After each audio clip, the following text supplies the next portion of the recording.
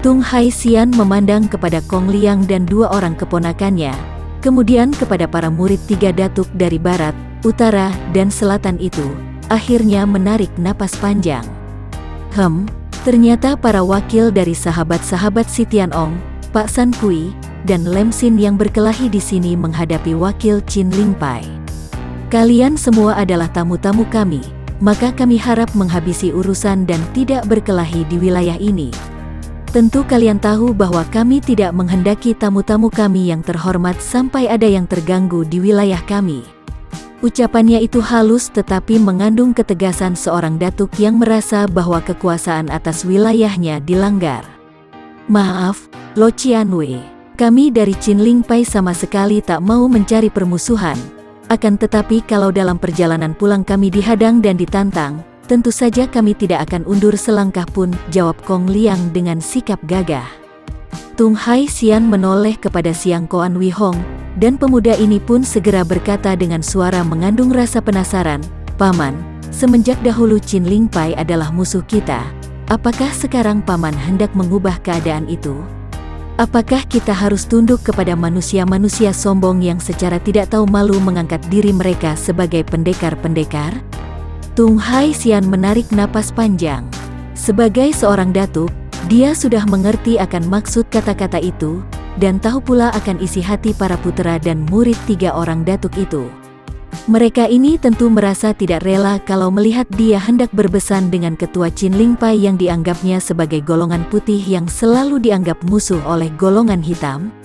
Akan tetapi, jika bicara tentang urusan pribadinya dengan orang-orang muda yang hanya merupakan murid-murid tiga orang datuk lain itu pun terlampau rendah baginya. Dia akan bicara kalau yang dihadapinya itu tiga orang datuk itu sendiri.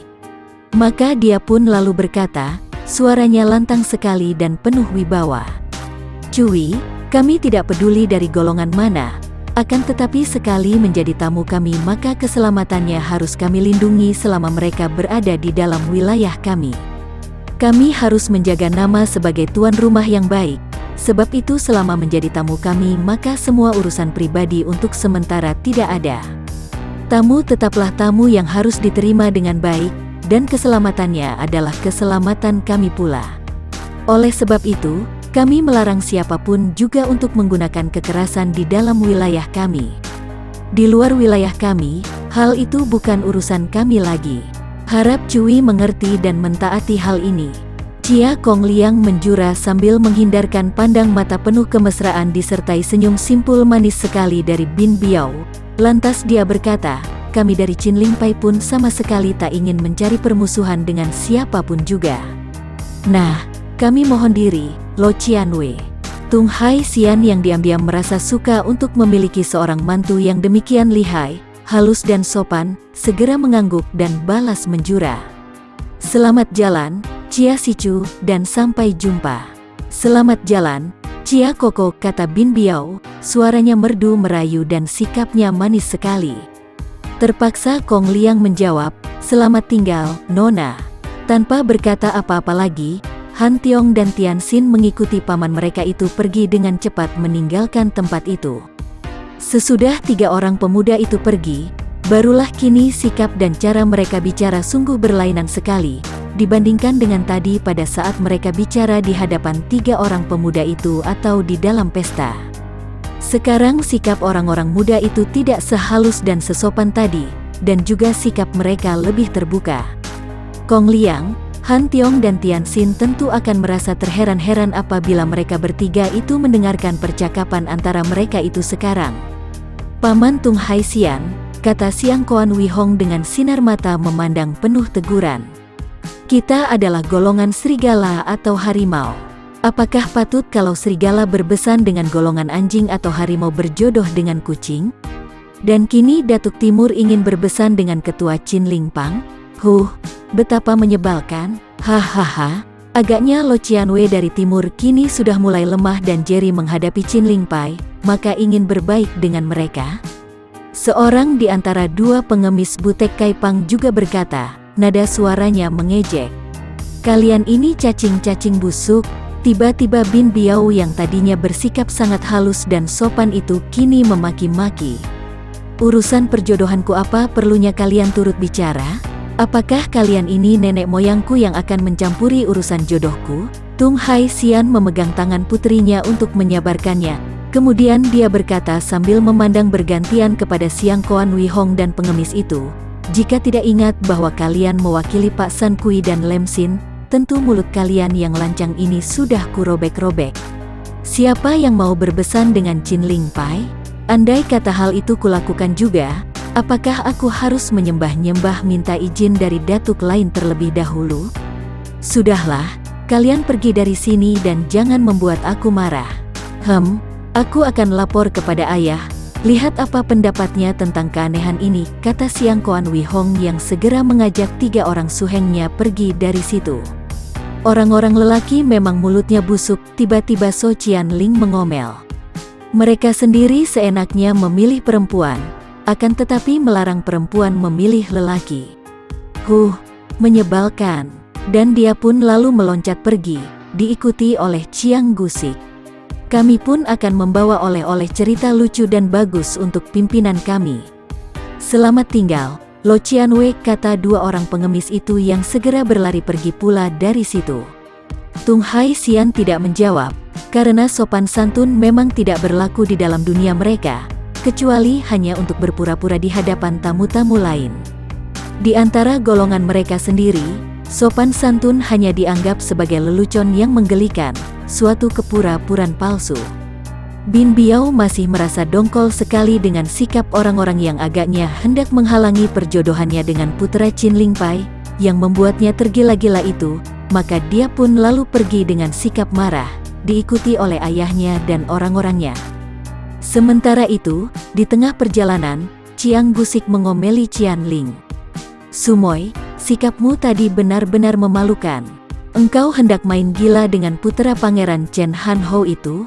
Qianling berhenti melangkah, sepasang matanya menatap tajam. Matanya masih indah, akan tetapi kini dari sepasang mata itu bersinar sesuatu kemarahan yang menyeramkan.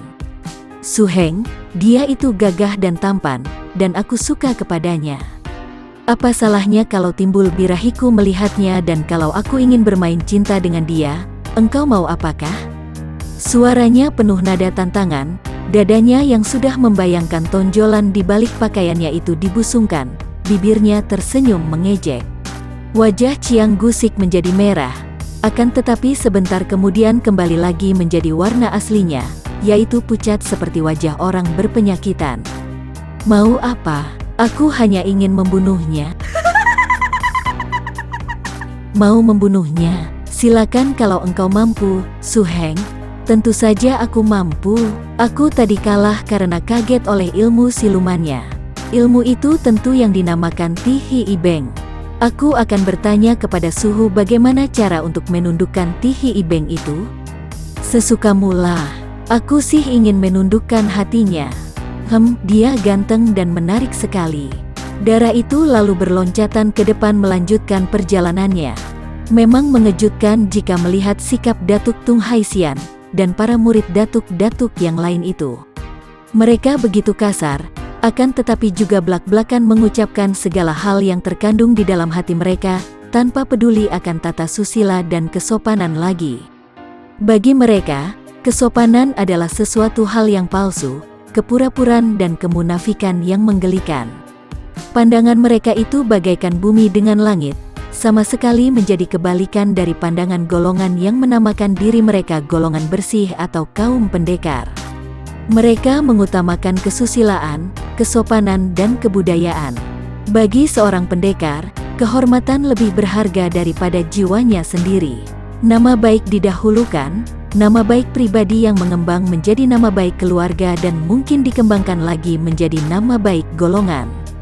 2 orang pemuda itu memandang kepada Kong Liang yang berdiri di depan mereka, di sebuah persimpangan jalan, dan jika Han Tiong memandang kepada pamannya dengan bayangan perasaan heran dan iba, maka sebaliknya Tian Xin mengerutkan alisnya dan kelihatan penasaran sekali. Akan tetapi, mengapa paman mencela kami? Bukankah kami berdua membantu paman menghadapi musuh yang mengeroyok paman? Tian Xin mencoba membantah dengan suara yang bernada penasaran. Kalian sungguh gegabah sekali. Pihak lawan begitu lihai. Bagaimana kalau sampai kalian terluka atau lebih celaka lagi, terbunuh dalam perkelahian itu? Akulah yang bertanggung jawab terhadap keselamatan kalian, Kong Liang mengomel. Tetapi kami dapat menjaga diri, Paman, Han Tiong berkata dengan tenang, sama sekali tidak terdengar penasaran seperti adiknya. Betapapun, aku sendiri cukup untuk melayani dan mengalahkan mereka semua. Tanpa bantuan kalian pun, kalau tidak keburu Tung Haisian datang, mereka semua akan roboh oleh pedangku. Dua orang pemuda dari lembah naga itu tidak membantah lagi. Maafkan kami, Paman, akhirnya Han Tiong berkata. Dan sekarang kami hendak melanjutkan perjalanan kami ke Lokyang. Harap sampaikan hormat kami kepada ayah bunda Paman. Tolong sampaikan pula hormat beserta terima kasihku kepada mereka, terutama kepada nenek, Paman, kata pula Tian Xin. Kong Liang mengangguk. Baik, nanti akan kusampaikan. Dan hati-hatilah kalian di dalam perjalanan. Kalian belum memiliki banyak pengalaman dan di dunia ini banyak orang jahat yang amat lihai, maka hindarkanlah bentrokan-bentrokan dengan orang-orang Kang O. Dia menasehati dengan sikap seperti seorang dewasa menasehati anak-anak yang masih bodoh. Setelah mereka berpisah, dua orang pemuda lembah naga itu melanjutkan perjalanan ke Lokyang. Diam-diam Tian Xin merasa heran bila mengenangkan sikap Chia Kong Liang. Pamannya itu harus diakui seorang yang gagah perkasa. Akan tetapi kalau dibandingkan dengan kakaknya, maka sepatutnya lah jika Han Tiong kakaknya itu yang menjadi paman sedangkan Kong Liang yang menjadi keponakan. Sikap kakaknya yang pendiam dan penuh wibawa, yang selalu merendahkan diri dan tak suka menonjolkan kepandaian, juga yang selalu menghindarkan kekerasan itu jauh lebih matang dibandingkan dengan sikap Kong Liang yang gagah perkasa namun mentah itu. Tiongko, kenapa sikap paman Kong Liang seperti itu? Akhirnya dia tak dapat menahan rasa penasaran di dalam hatinya dan bertanya kepada kakaknya. Han Tiong menarik napas panjang dan menjawab sambil lalu, "Sudahlah, adikku, paman Kong Liang itu memang paman kita akan tetapi dia pun masih muda." Dari jawaban ini saja Tian Xin merasa betapa kakaknya sungguh lebih tua dan matang dibandingkan dengan Chia Kong Liang, dan dia pun merasa yakin sekali bahwa dalam hal kepandaian pun kakaknya itu agaknya tak akan kalah dibandingkan dengan putra ketua Qin Lingpai. Lokyang adalah sebuah kota yang besar dan ramai. Seperti sudah kita ketahui, di kota inilah Ciu Haisun tinggal bersama dua orang istrinya, yaitu wanita kembar Kuilan dan Kuilin, bersama dua orang anak mereka, yaitu Ciu Bunhong, putra Kuilin yang telah berusia kurang lebih 17 tahun, dan Ciu Lian Hong putri Kuilan yang kini sudah berusia 16 tahun. Ciu Haisun, jagoan lihai murid Xiao Limpai ini hidup berbahagia dengan keluarganya, membuka perusahaan pengawalan barang yang bernama Wieng Piao Kiok, perusahaan ekspedisi Garuda Terbang. Mereka melanjutkan perusahaan yang tadinya dipegang oleh mendiang Na Tiongpek, yaitu suami Kuilin yang pertama. Sesudah dipimpin oleh Ciu Haisun yang dikenal sebagai anak murid Xiao Limpai yang pandai, perusahaan ini semakin maju dan semakin banyak orang mempercayainya untuk mengawal barang-barang yang berharga, atau keluarga mereka yang dikirim atau pergi ke tempat jauh melalui daerah-daerah berbahaya. Bendera kecil yang bergambar seekor burung Garuda terbang itu menjadi amat terkenal di kalangan Liok Lim, yaitu para bajak sungai dan para perampok hutan, dan tak ada penjahat yang berani mencoba-coba mengganggu semua rombongan yang dikawal oleh Piao Su, pengawal dari Wieng Piao Kiok. Baru melihat kereta-kereta yang pada bagian atasnya ditancapi sebuah bendera kecil bergambar burung Garuda terbang itu saja, para penjahat sudah mundur kembali dan tidak berani mengganggunya. Tentu saja bukan merupakan hal yang mudah untuk mendapat nama besar yang ditakuti oleh para penjahat ini. Selama bertahun-tahun, Ciu Haisun turun tangan dan mengawal sendiri setiap pengiriman barang berharga dan entah sudah berapa puluh kali dia harus mempergunakan kepandaiannya menundukkan para perampok untuk merampas kembali barang-barang yang dirampok mereka. Setelah melihat kegagahan pimpinan Wieng Piao Kiok ini, barulah kemudian perusahaan itu memperoleh nama besar dan sampai bertahun-tahun selama ini, tak pernah mendapat gangguan di dalam perjalanan. Oleh karena itu, Ciu Haisun yang sudah berusia 46 tahun itu, selama beberapa tahun ini hanya mengandalkan nama besarnya, dan membiarkan semua barang atau keluarga dikawal oleh para pembantunya. Sedangkan dia sendiri lebih banyak berada di rumah, menerima tamu-tamu yang hendak mempercayakan barang-barang maupun keluarga mereka untuk dikawal, dan semua sisa waktunya dipergunakan untuk melatih silat kepada dua orang anaknya, yaitu Chiu Bun Hong dan Chiu Lian Hong. Semua ilmu silat yang dimilikinya, dia ajarkan kepada dua orang anaknya itu sehingga mereka menjadi dua orang muda yang pandai. Sekarang Chiu Bun Hong sudah menjadi seorang pemuda berusia 17 tahun yang bertubuh tinggi besar seperti ayahnya.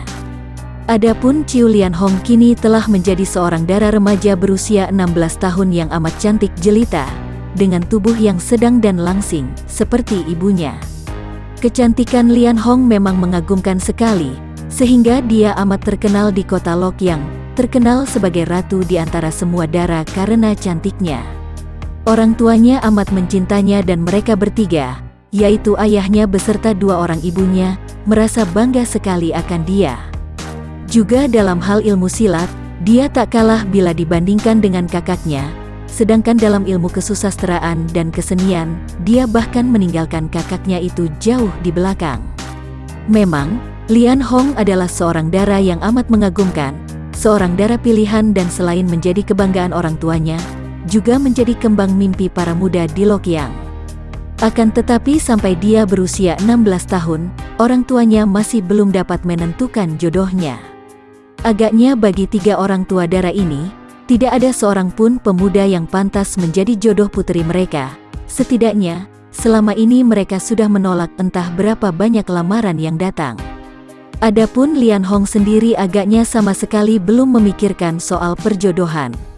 Chia Han Tiong pernah berkunjung ke Lokyang dan dia masih teringat akan tempat tinggal kedua orang bibinya itu. Ternyata kini rumah gedung itu semakin besar dan megah, dan kantor yang berpapan Wei Eng Piao Kiok dengan huruf-huruf besar itu pun agaknya sudah diperbesar. Dari keadaan rumah serta kantor ini saja Han Tiong sudah dapat mengerti bahwa perusahaan pamannya itu telah memperoleh kemajuan pesat, maka diam-diam dia pun merasa gembira. Pagi telah melarut menjelang siang, ketika dua orang pemuda lembah naga ini memasuki pekarangan rumah gedung keluarga Chiu.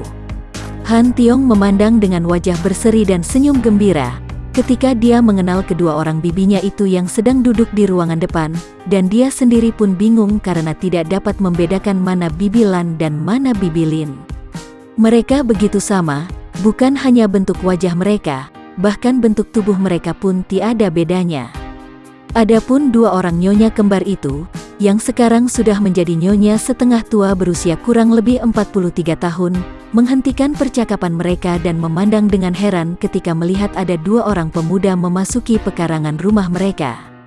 Biasanya, semua tamu tentu akan datang ke kantor di sebelah, dan kalau ada yang hendak bertemu dengan Chiu Haisun sendiri, tentu ada pegawai kantor yang melaporkan kepada majikannya, kemudian Haisun akan menemui tamu itu di kantor pula. Memang ada beberapa orang sahabat baik yang langsung datang ke rumah untuk berkunjung kepada keluarga itu. Akan tetapi kini dua orang wanita itu sama sekali tidak mengenal dua orang pemuda yang datang ini, maka keduanya memandang heran. Dengan wajah gembira Han Tiong segera melangkah ke depan, dan langsung menjura dengan hormatnya kepada mereka, diikuti pula oleh Tian Xin. Saya harap selama ini bibi berdua dan keluarga berada dalam keadaan baik-baik saja, kata Han Tiong dengan sikap halus. Siapa kalian? Tanya Kui Lan. Dan ada keperluan apakah? Sambung Kui Lin. Han Tiong tentu saja tidak tahu yang mana bibi pertama dan mana bibi kedua. Ah, harap bibi berdua suka memaafkan kami kalau kami membikin kaget. Agaknya bibi tidak mengenal saya. Saya adalah Chia Han Tiong. Han Tiong, putra Sin Koko. Dua orang wanita itu melangkah maju dan mereka segera memegang kedua tangan Han Tiong dengan wajah gembira sekali. Ai, sudah menjadi seorang dewasa. Dan gagah benar kau, Han Tiong. Mana mungkin kami dapat mengenalmu, dulu ketika kau datang, engkau masih kecil dan sekarang telah menjadi begini besar. Han Tiong menjadi bingung. Dia tidak tahu yang mana Bibi Lan dan mana Bibi Lin yang bicara saling sambung itu. Maaf, saya sendiri juga tidak dapat mengenal dan membedakan di antara bibi berdua." Kedua orang wanita itu tersenyum lebar. Bagi mereka tidaklah aneh melihat kebingungan orang yang tidak dapat membedakan antara mereka. "Aku Bibi Lan," dan kata Kui Lan. "Dan aku Bibi Lin," kata yang kedua. "Dan siapakah pemuda ini?" Kui Lan dan Kui Lin memandang pada Tianxin yang sejak tadi hanya diam saja, hanya melihat pertemuan antara Han Tiong dan dua orang bibinya itu. Dia sudah tahu bahwa kedua orang wanita itu adalah adik-adik tiri dari ayah angkatnya dan merupakan dua orang wanita kembar. Akan tetapi dia sendiri sudah dapat mengenali perbedaan antara kedua orang wanita itu, sungguh pun memang pada lahirnya mereka itu serupa benar. Tianxin memiliki pandangan yang amat tajam, dan dia sudah melihat bahwa perbedaan yang cukup besar antara mereka itu terdapat pada pandang mata mereka. Yang mengaku sebagai Bibi Lan itu mempunyai sinar mata yang mengandung keriangan atau kelincahan. Sebaliknya yang mengaku sebagai Bibi Lin itu memiliki sinar mata yang lebih dalam, dan juga pendiam dan lebih tenang. Dan hanya kalau keduanya dilanda kegembiraan seperti ketika mengetahui bahwa pemuda itu adalah keponakan mereka, maka keduanya sukar dibedakan karena sinar mata mereka itu keduanya berseri-seri. Dia ini adalah Cheng Tianxin, putra mendiang paman Cheng Han Ho dan Bibi Lai Xiaoxi. Han Tiong memperkenalkan dan kembali Tianxin menjura. Karena dia menjura sambil menundukkan muka, maka dia tidak melihat betapa sejenak wajah kedua orang wanita itu berubah, dan mata mereka agak terbelalak saat mendengar nama Cheng Han Ho. Tianxin hanya mendengar saat kakaknya segera menyambung kata-katanya dengan agak tergesa-gesa. "Tianxin ini juga menjadi saudara angkat saya dan putra angkat dari ayah, maka dia boleh dibilang juga menjadi keponakan bibi berdua pula." "Ah, syukurlah kalau begitu," kata Kui Lin. "Dia tampan sekali," puji Kui Lan. Mari kita masuk saja. Pamanmu sedang melatih silat kepada Bun Hong dan Lian Hong." Dengan ramah dua orang wanita itu lalu mengajak Han Tiong dan Tianxin memasuki gedung dan mempersilakan mereka duduk di ruangan dalam. Kui Lan sudah berlari ke belakang untuk mengabarkan tentang kedatangan dua orang muda itu kepada suaminya dan dua orang anak mereka. Tidak lama kemudian, wanita itu datang kembali bersama suaminya dan dua orang anak mereka. Han Tiong dan Tianxin cepat-cepat bangkit dari tempat duduk mereka lantas menghormat kepada laki-laki tinggi besar yang gagah perkasa itu. Ciu Haisun sudah berusia 46 tahun, sebagian rambutnya sudah mulai memutih, akan tetapi dia masih terlihat gagah dan tubuhnya yang tinggi besar itu nampak kokoh kuat. Pendekar yang gagah perkasa ini menerima penghormatan Han Tiong dan Tianxin dengan wajah berseri sambil tertawa. Dia memegang kedua pundak Han Tiong. "Ah, engkau telah menjadi seorang pemuda dewasa Han Tiong," katanya dengan ramah sekali, kemudian menoleh dan memandang kepada Tianxin. "Dan ini Cheng Tianxin, adik angkatmu?" Tampan dan gagah dia. Hati Tianxin merasa lega bahwa tidak nampak keheranan ketika mendengar bahwa dia adalah putra Pangeran Cheng Han Ho, seperti yang sering kali dia lihat bila mana dia diperkenalkan sebagai putra pangeran itu. "Tiong Koko," kata Bun Hong sambil maju memberi hormat. "Hai, engkau sudah menjadi seorang pemuda yang lebih tinggi daripada aku." Han Tiong berseru gembira sambil membalas penghormatan pemuda yang bertubuh seperti ayahnya itu. Memang Bun Hong nampak gagah perkasa seperti ayahnya, apalagi pada waktu dia mengenakan pakaian ringkas, pakaian berlatih silat sehingga nampaklah bentuk tubuhnya yang kekar. "Tiong Koko." Darah itu memberi hormat dan memanggil pula. Han Tiong memandang dan jantungnya langsung berdebar. Belum pernah dia merasakan jantungnya berdebar seperti ini kalau dia bertemu dengan seorang dara. Akan tetapi gadis ini memang luar biasa sekali, sukar baginya untuk menggambarkan bagaimana cantiknya. Semua bagian tubuh dara itu, dari rambutnya yang agak kusut karena habis berlatih silat, dahinya yang masih agak basah oleh peluh, sampai kepada cara dia berdiri dan memberi hormat, semua itu mempunyai daya tarik yang demikian mempesonakan, sehingga untuk sekejap Han Tiong seperti terpesona dan tidak dapat mengeluarkan kata-kata. Akhirnya, dengan kekuatan hatinya, dia dapat juga membuat dirinya bergerak dan keluar dari pesona yang melumpuhkan itu. "Ah, adik Lian Hong," engkau pun sudah menjadi seorang gadis yang dewasa." Hanya demikian saja dia mampu berkata, sesudah menahan sekuat hatinya agar mulutnya tidak mengatakan, "Yang sangat cantik jelita," sungguh pun hatinya meneriakkan demikian. Kemudian dia teringat Tianxin dan menyambung kata-katanya, "Oh iya, Bunte dan Lian Hongmoy, perkenalkan dia ini adalah Cheng Tianxin, adik angkatku, juga boleh dibilang suteku sendiri sebab dia pun menjadi anak angkat dan murid ayah. Sinte, inilah adik Bun Hong dan Lian Hong yang sering kuceritakan kepadamu." Akan tetapi sudah semenjak tadi sepasang mata Tianxin seperti melekat pada diri Lian Hong. Semenjak darah itu muncul, dia sudah memandang wajah dan tubuh darah itu, dan dia laksana melihat seorang bidadari turun dari kahyangan. Kedua matanya hampir tidak dapat dikejapkan lagi, karena dia sudah terpesona. Banyak sudah dia melihat wanita cantik, akan tetapi belum pernah rasanya dia bertemu dengan seorang dara seperti ini, bahkan dalam mimpi pun belum. Begitu melihat, dia telah jatuh cinta sepenuhnya. Sesungguhnya, kurang tepatlah apabila dikatakan bahwa Lian Hong adalah seorang dara yang cantiknya melebihi wanita-wanita lain atau seorang yang tanpa cacat. Akan tetapi, sungguh merupakan kenyataan bahwa bukan hal yang jarang seorang wanita berubah menjadi bidadari tanpa cacat di dalam pandang mata pria, apabila pria itu telah jatuh cinta atau sudah tergila-gila. Setiap gerakan, setiap bagian tubuh, bahkan apapun juga yang menempel pada wanita yang menjatuhkan hati seorang pria, akan nampak cantik dan indah tanpa cacat.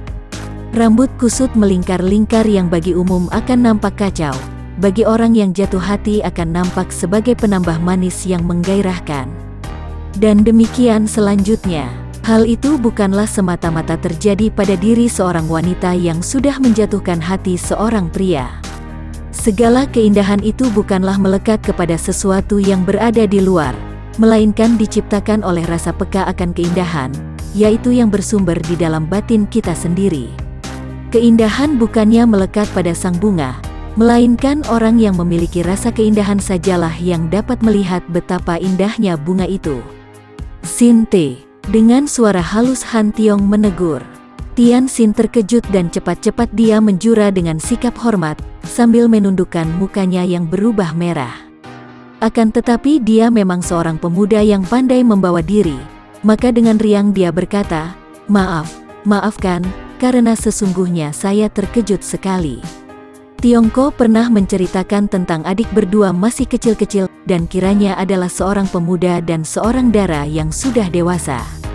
Maafkan. Mereka semua tertawa dan dengan ramah, Hai Sun lalu mempersilakan mereka duduk. Seorang pelayan datang sambil membawa minuman, dan Han Tiong yang menjadi pusat perhatian dan pertanyaan harus menjawab hujan pertanyaan yang diajukan oleh keluarga itu.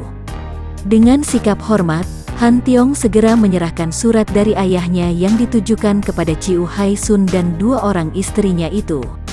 Lalu, sesudah membaca surat itu, wajah pendekar ini berseri-seri dan sambil tersenyum dia menyerahkan surat itu kepada kedua orang istrinya yang membacanya secara bergilir kemudian menyimpan surat itu. Di samping mengabarkan keselamatan dan memperkenalkan dua orang pemuda itu, isi surat dari pendekar lembah naga itu adalah juga mengajukan usul kepada keluarga Ciu untuk menjodohkan putri keluarga Ciu dengan seorang di antara mereka. Pertemuan itu sungguh mendatangkan kegembiraan besar di dalam hati semua anggota keluarga di Lok Yang itu. Di dalam kegembiraan Ciu Hai Sun dan dua orang istrinya itu terdapat kebingungan dan keraguan pula, karena sungguh tidaklah mudah bagi mereka untuk memilih salah seorang di antara Han Tiong dan Tianxin. Apabila melihat keadaan lahiriah, jelas bahwa Tianxin jauh lebih tampan dibandingkan dengan Han Tiong. Dan tentang sikap, walaupun Tianxin tidak sependiam seperti Han Tiong, akan tetapi dia tergolong pemuda yang sikapnya sopan dan pandai membawa diri, bahkan ramah sekali dibandingkan dengan Han Tiong yang hanya bicara kalau perlu saja. Akan tetapi, bila mana mengingat ayah mereka, tentu saja hati keluarga ini lebih condong memilih Han Tiong.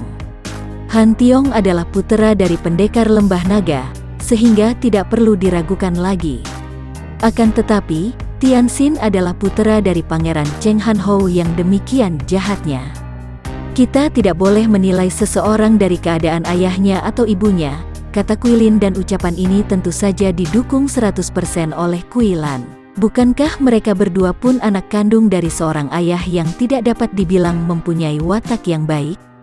Ciu Haisun adalah orang yang bijaksana, maka dia pun mengerti isi hati kedua orang istrinya itu. Dia mengangguk-angguk menyatakan setuju. Maka sepatutnya lah kalau membiarkan Lian Hong menentukan pilihannya sendiri, kata Quilan. Ciu Haisun kembali mengangguk. Apa yang kalian katakan memang benar dan tepat.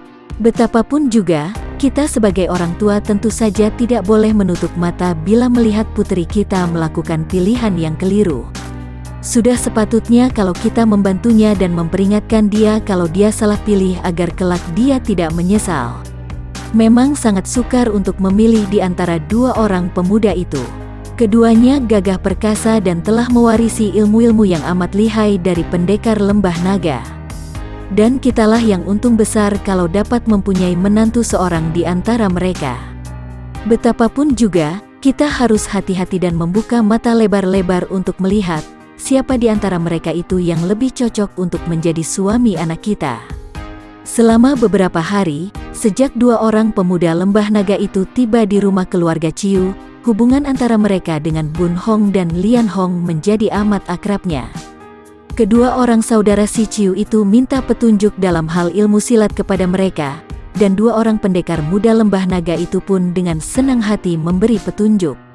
Terutama sekali Tianxin yang dengan pandainya berusaha menarik hati Lian Hong atau memperlihatkan sikap yang amat mesra dan baik terhadap diri gadis itu. Bagi teman-teman yang menyukai video ini, silahkan subscribe, share, and like. Jangan lupa nyalakan bunyi loncengnya untuk mendapatkan video-video terbaru dari kami, agar kami terus bersemangat dalam membuat video-video yang menarik. Mohon maaf kalau masih banyak kesalahan di sana-sini. Semoga kedepannya kami bisa lebih baik lagi. Terima kasih.